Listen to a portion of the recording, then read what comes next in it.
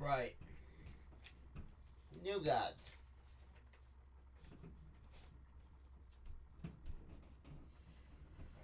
Why I'm including this with the question review is I have a simple question for all you question fans. If Renee Montoya didn't get information from the New Gods, or like a time traveling Charles Zaz, Charlie, the man question, not Zaz, the Batman villain, but if he didn't get, if she didn't get information from him or one of these guys or even Metron himself, how did she find out about the kids in Final Crisis? I mean, they bring in the Darkseid logo in this, and someone named Mr. Lord, which I assume's Maxwell Lord, has the Darkseid logo on his Flash, but needless to say, it reminded me that,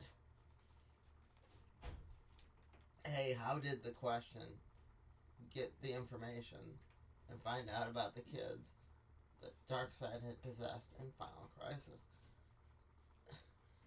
Because the only place they use that logo is the New Gods. Like, that is the Darkseid logo.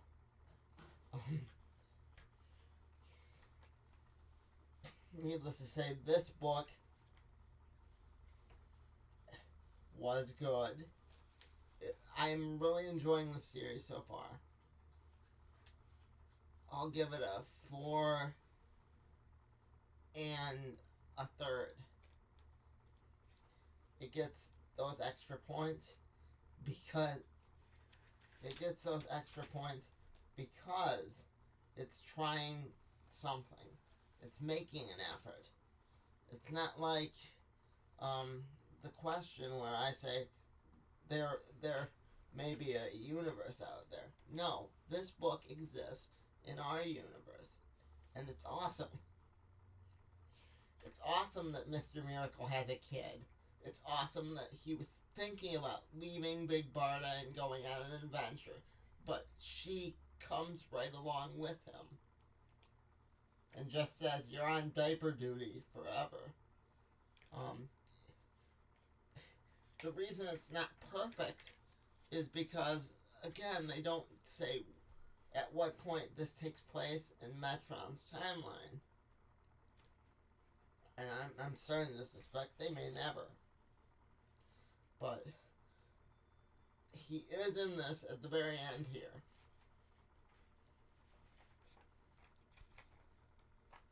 I'll have Mom show you at the end. But, anyway.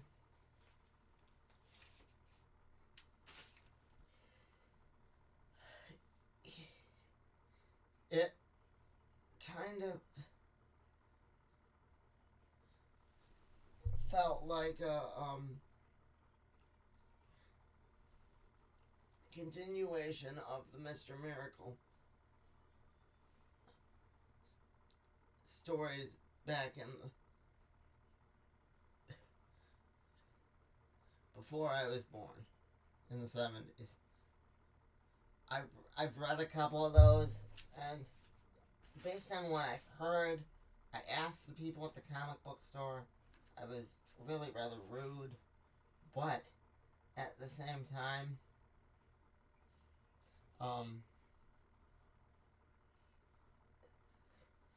this could be a continuation of the Mr. Miracle book, because nothing in this defies it, other than him having a girl baby, which could be chalked up to the timeline worked itself out. Like that is how Jacob Free, his son's name in the Mr. Miracle, is what was going on with him. Was that's how a time anomaly looks in the DC universe. You know, we've never seen a time anomaly in action before. We always see it right after Booster Gold corrects it. Yeah. But Live Free could be the answer to that time anomaly. And I like that idea that time got corrected. I also like that idea because one of the dudes in here, dude in the cowboy hat,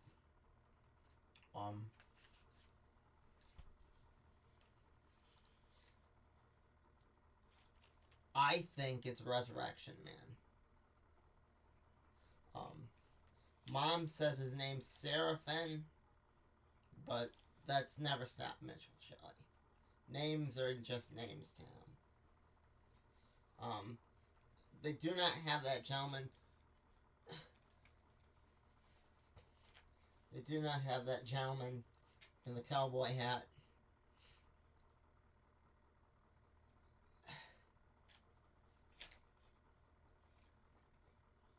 Demonstrate his power. So it could be anyone from the DC universe. My money is Resurrection Man. Could be a brand new character. I love brand new characters. But it would solve a problem me and my friends had with the DC universe back in the day. And I love that idea. I also would like to know if the guy being controlled is Maxwell Lord. When was Maxwell Lord in a coma? I don't remember that. Unless he's like the body of the New Gods, where Boss Darkseid. And whatever happened to that body anyway? I mean, Darkseid took over Dan Turpin in Final Crisis. Did, like, Turpin...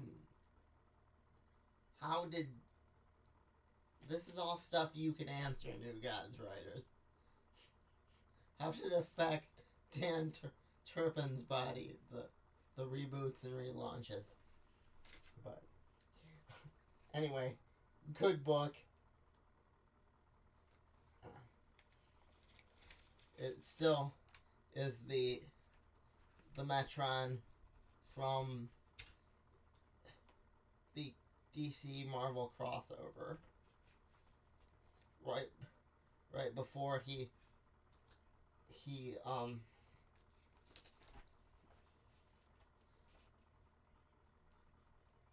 gives humanity fire.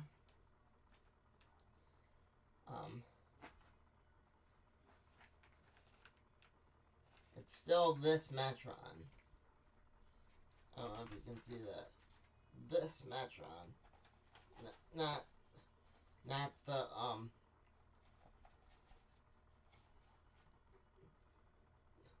not the Final Crisis Metron. Which means it should take place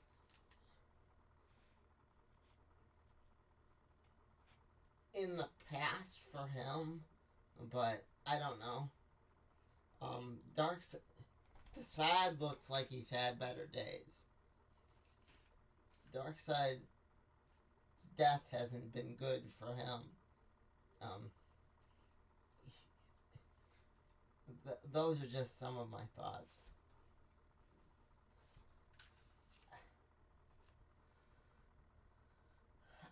I would like to know how Metron survived and how if he's not giving Renee Montoya information, she knew about the kids in Final Crisis. Otherwise than that, awesome book.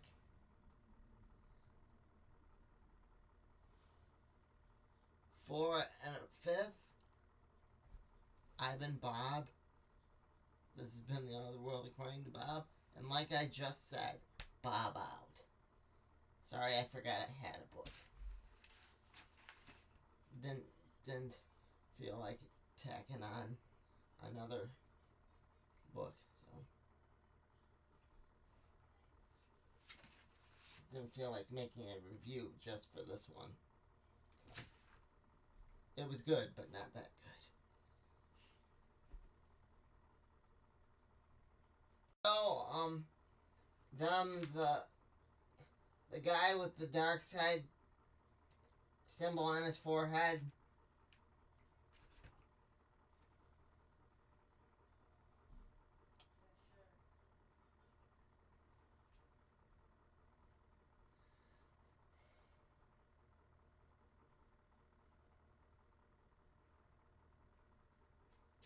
Said I'd show you this at the end.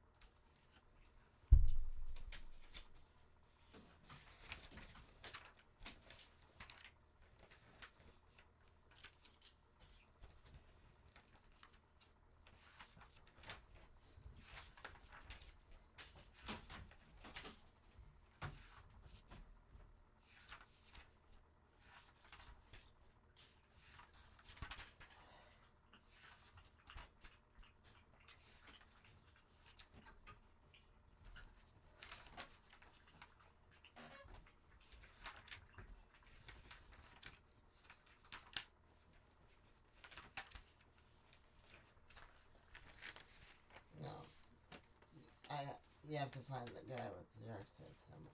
Okay. That's why I was flipping through it. I know.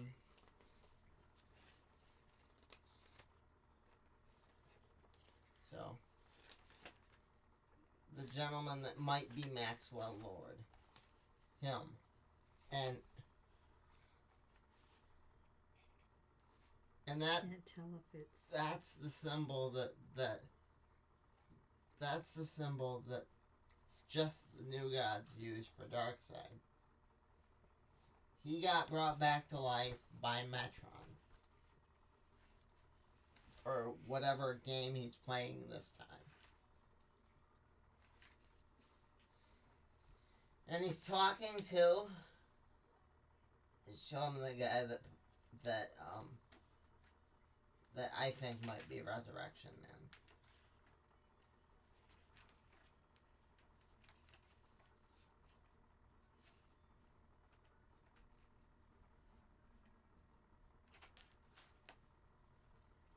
That guy, yeah. Him. He's talking to him, and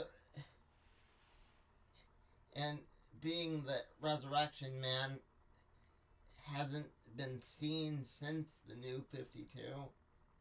Like, it could be Mitch Shelley, but... They call him Seraphim. That's just what the angels were called in the Bible. No, that's what they call him. So he could just be... That was my take on that. Okay. Anyway, that's what I'm talking about, this video. In this video. Damn it.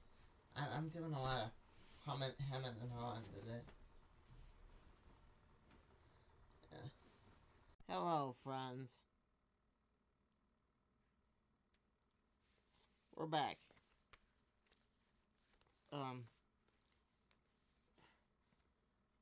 The Justice League Unlimited #3 and Challengers of the Unknown #2. Justice League number 3, they don't address where, same complaint I had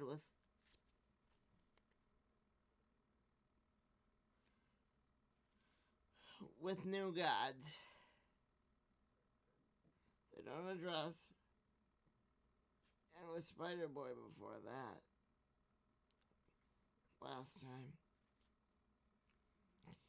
They don't address where it's at in continuity.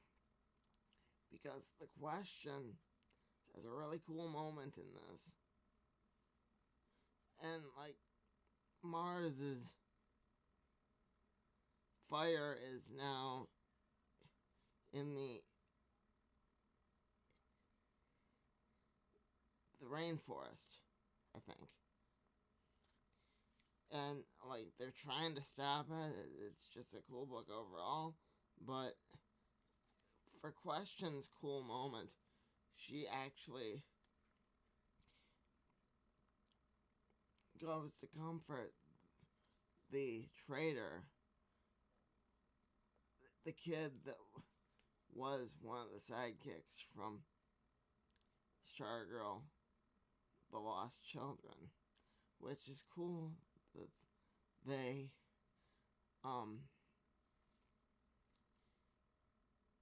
took my suggestion. I doubt they watch this, but if they do, thanks guys. That was nice.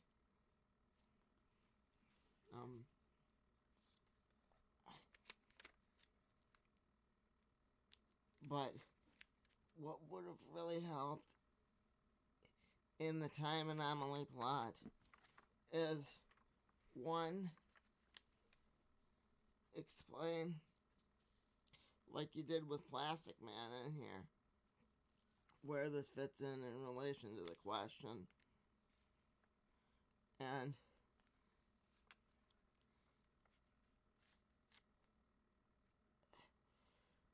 where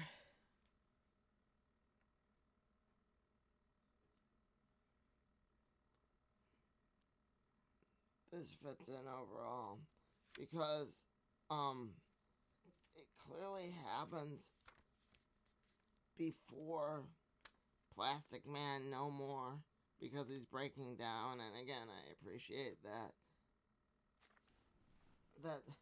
that's kind of cool that they're having Plastic Man actually go through the degeneration, like how they tried to fit in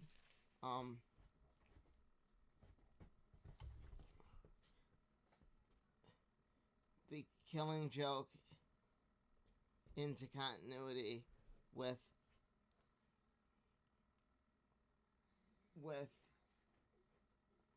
Booster Gold 5, was it 3 or 4? The one where he discovers solidified time. And there's been an argument clearly over that for quite a while. But more on that in another video. I'm thinking about making another video on Booster Gold, because watching that back comes across with the general notion that I may not have liked the introduction of solidified time in Booster Gold, but that couldn't be further from the case. Just like I like this book. It's just I hate when DC can't make up their minds. That's the short version. It was good to see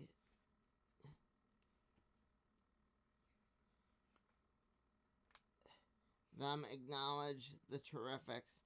That was my problem with Plastic Man No More. But they don't acknowledge the Terrifics all but once, and it's like, why didn't they do that The Terrifics were a cool team. And if they're going to make this the definitive, memorable version of the Justice League, I'm glad to see they're doing that. I'm glad to see they're remembering their history. Although, it is designed by DC itself, so take that with whatever you choose. Grain of salt. Yeah, just take it with a pinch of skepticism, I guess. Good book. 3 out of 5.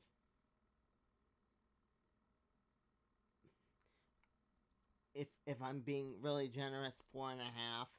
Not perfect, but love the fight scene. Yeah, love the inclusion of continuity.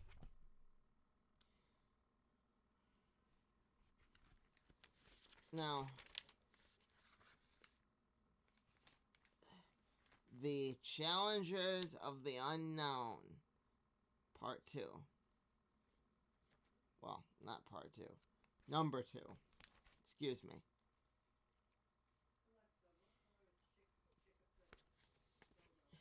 Red.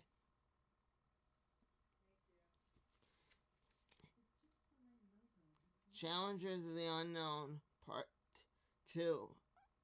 Number 2. I'm gonna do that throughout this video because it probably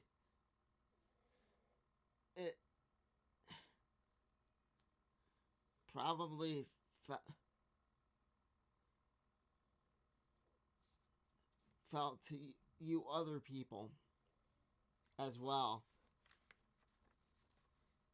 as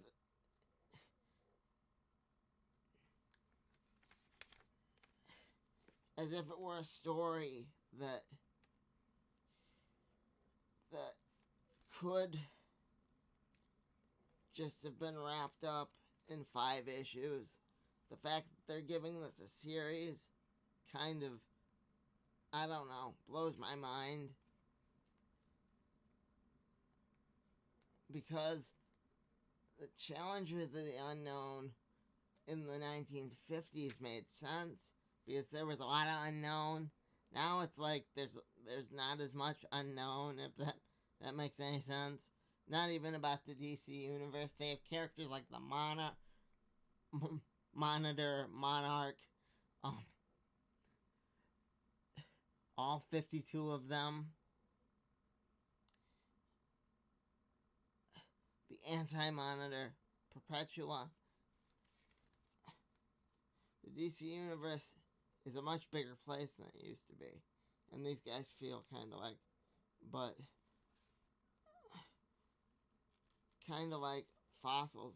But at the same time,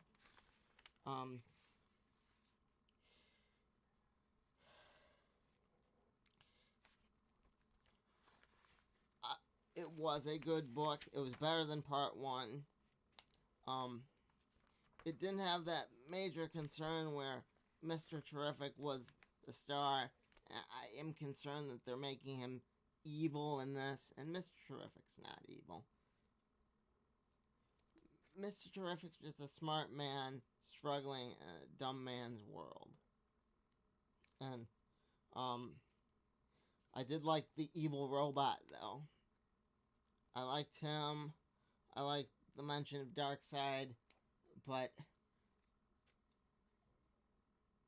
I would like if they found Supernova. Daniel Carter. Yeah.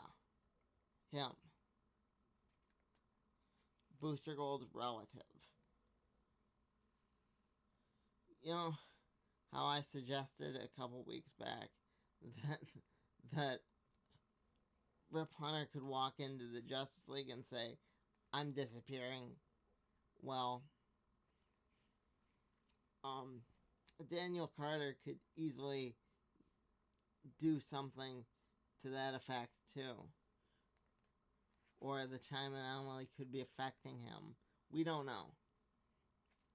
Air silence on the Carter family. I'd love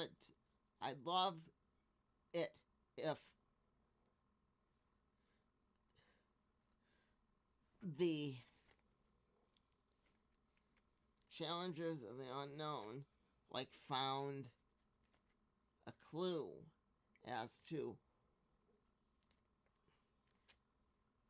why time has slowly fallen apart and why the Rip Hunter from the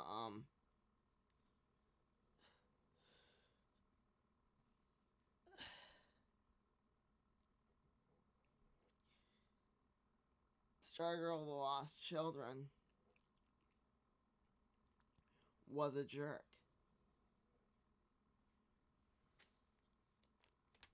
I mean,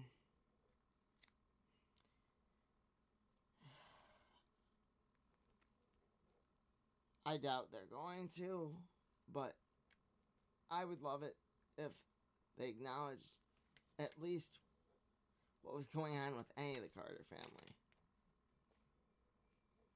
It's a big family. So, that's all I gotta say on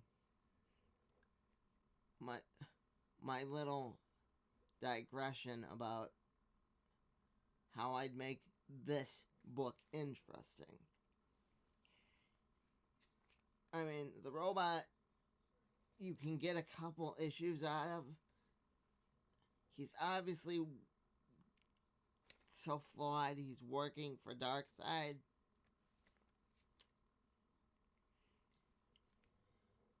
He's gonna do a hero move like Johnny Quick in the Crisis on 2 Earth. But,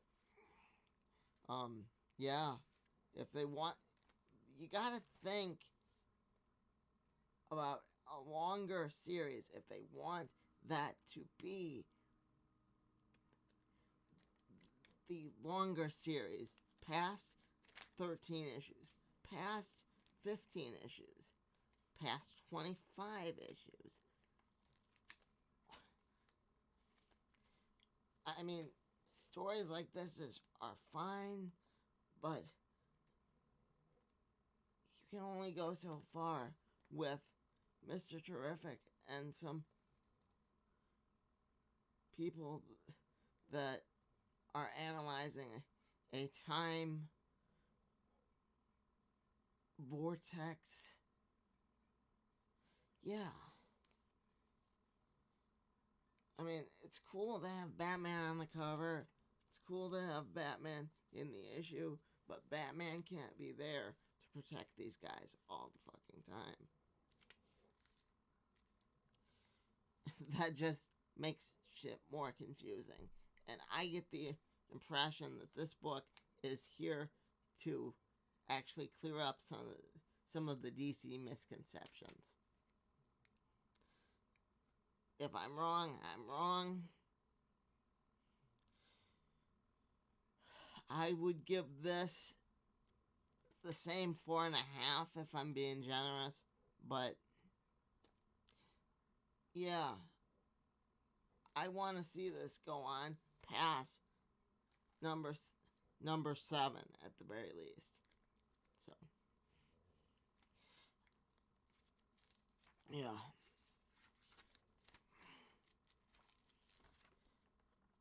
And there's the ad they've been putting in everything. The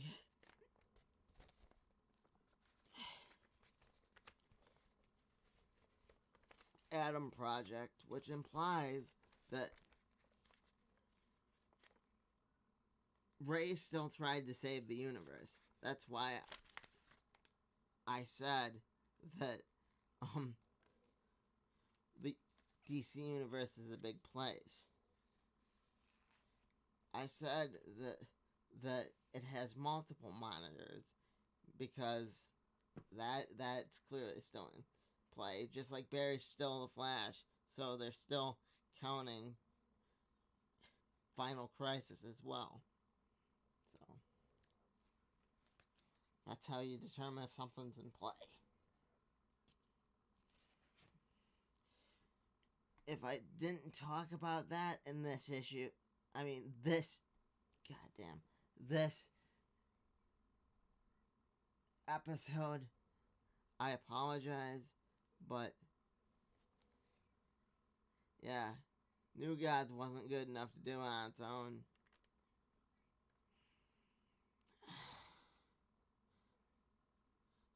Neither of these books were that good, but they were very, very good.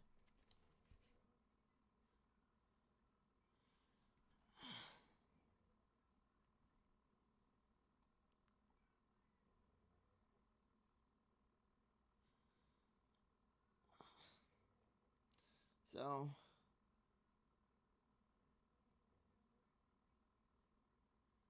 yeah, I've been Bob. Take care. Bob out. And thank you for putting in the thing about Plastic Man.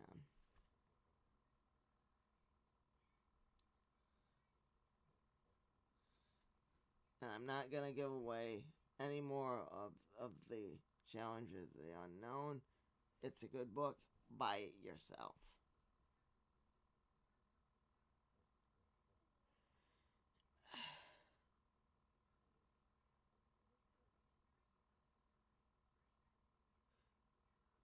Blind guy walks into a bar. Starts spinning a CNI dog. Says, takes a seat. Says, the bartender says, "Can I help you, sir?" The blind guy responds, "Nah, I'm just looking around."